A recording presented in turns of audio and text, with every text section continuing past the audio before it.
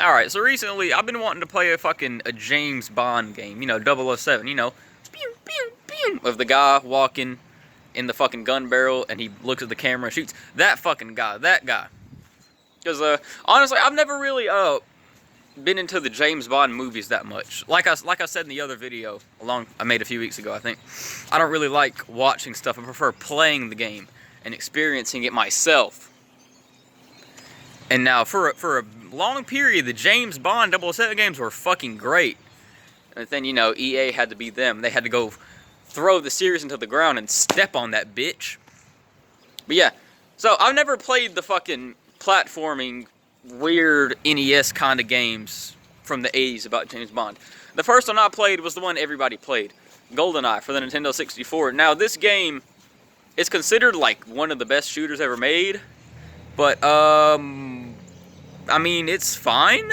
It's good.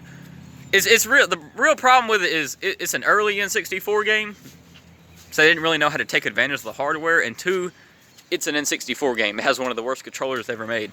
It has some kind of charm to it somehow, but nah, I don't like the N64 controller really at all. Like the GameCube controller was such a big improvement. I fucked with it.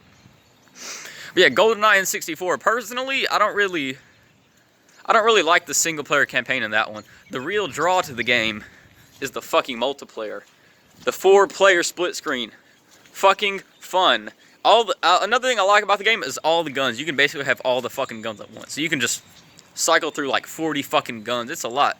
The only gun I don't really like is the Klob. So, minus that gun, there's a fucking dozens that are great and fun to use. So GoldenEye 64 was a great game, just held back by the console it was on, really. And then, I think, 3 years later, we got the sequel.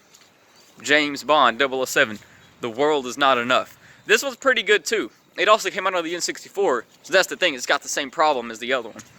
I just don't like the N64 controller. But this one was still good, too, but it reminded me less of, like, GoldenEye 64. It reminded me more of Perfect Dark. And that's another game I could talk about, but that's not a James Bond game, so we'll save that. But Perfect Dark was a good game. I fuck with that one too. And then we jump to the next generation. The next generation to the 6th one. Probably the best one ever.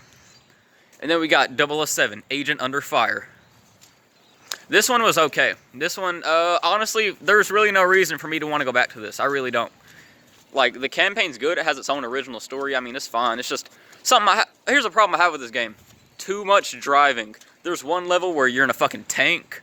And it's not as good as the tank level in GoldenEye 64, by the way. So don't get too hyped for it if you haven't played it. So, yeah. You drive in the tank, and then you switch to another car, to a fast car. And then, I don't remember where it goes after that. I think you get back in the tank, or you get into another car. What the fuck? Too much driving. I don't really like shit like that. I like driving in open world games. Open world games. I don't like rail driving, where you gotta drive on the rail in a straight line. You gotta go where the game wants you to. That's boring. I genuinely don't like that. But anyway, so Agent Under Fire was alright. It's probably the worst of the 3 so far. And then we get the next one, 007 Nightfire, the best in the series. This is one of the best shooters ever made for consoles. The PC version of this game is actually the worst version. That's a shocker to me too, I know, but the thing is, this game has good multiplayer and a good story. The story, out of all the ones at this point, you really feel like you're playing as 007. There's a lot of variety with the missions. Genuinely fuck with it. And the multiplayer is fun too. Skyrail in that game is one of the best multiplayer maps to me. That's probably the best map in the whole 007 series. Another one I really like from the N64 game is Temple. That's a great map for 4-player. No shit. And then after Nightfire, we got fucking some third-person cover shooter shit by Treyarch. No thanks. I don't really care for that. That's kind of lame. And then we got a pretty interesting one, GoldenEye Rogue Agent. This one is completely unrelated to every other single game in the lineup. It's completely non-canon. It's just a fun little scenario. And this game, spoiler alert, which you shouldn't give a shit because this game is like 15 years old, but James Bond dies in like the fucking beginning. Actually, he doesn't because it was a simulation. Whatever. Point is, you play as the bad guy in this game, but you're killing other bad guys. Like you're killing fucking Goldfinger and Oddjob and all those people, which is fine with me because I can kill the bad guys and the good guys because you're a rogue agent. You're an anti-hero. Honestly, that was one of my favorite shooters growing up, but honestly, it hasn't really aged well. Like, you're just fighting the same generic black armored gunman the whole game. Kind of boring. So yeah, but it's still fun. I still fuck with it. I love the dual wielding with shotguns. Lit. And then we get the next one.